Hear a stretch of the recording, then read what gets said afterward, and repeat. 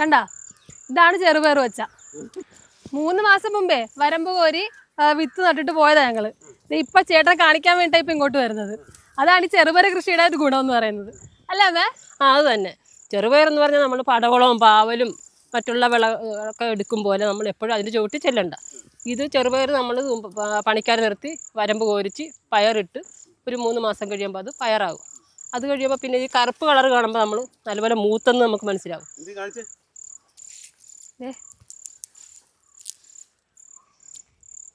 അപ്പം അതാണ് അതിൻ്റെ വിളവെടുപ്പ് സമയം.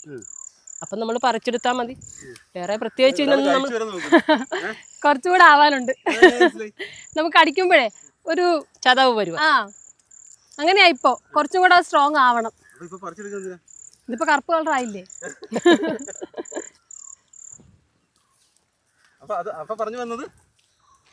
ചെറുപയർ കൃഷി വലിയ പണിയില്ലാത്ത പരിപാടിയാ.